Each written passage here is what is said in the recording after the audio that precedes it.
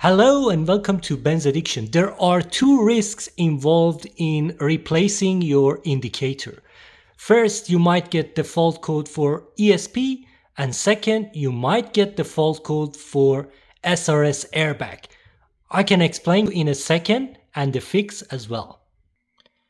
Okay, this is the issue number one. You can get a SRS airbag light. In this case, my airbag is not connected, so that's why I'm getting SRS airbag code. But you might get that because if you rotate this one turn, even one turn, and put it back straight, the next time you go out and make a U-turn, you turn your steering, let's say 470 degrees, you might end up with a broken wire inside this clock spring and you will get that SRS airbag light. So make sure when you uninstall this and install it back, you never rotate this at all. Make sure you cable tie it. Make sure you don't treat this clock spring roughly. Handle with care. And then the second issue is steering angle sensor. You see how my steering is looking straight and my wheels are straight, but the value of the steering angle sensor shows 361 degrees, and it changes actually if I turn the wheel a bit.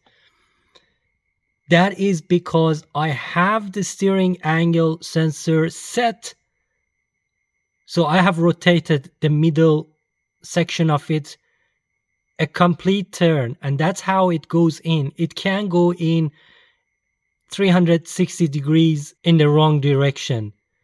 So now I have to take off the steering wheel again and readjust that to 0 when the wheels are looking at 0.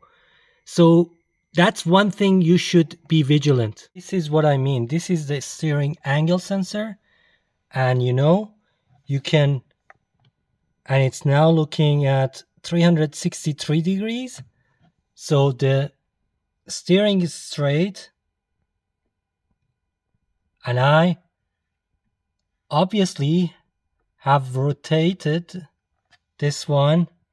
It's looking at 187 now, so another half a turn.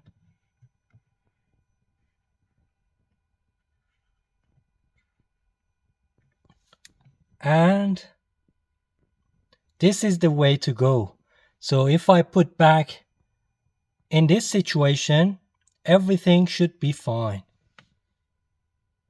That's how you can make a mistake and put back the steering angle sensor 360 degrees the wrong way.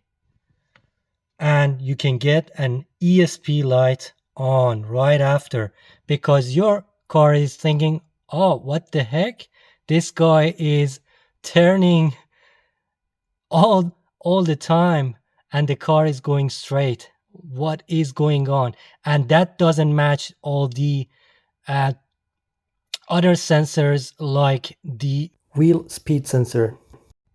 So make sure you always take care of this bad boy, the clock spring.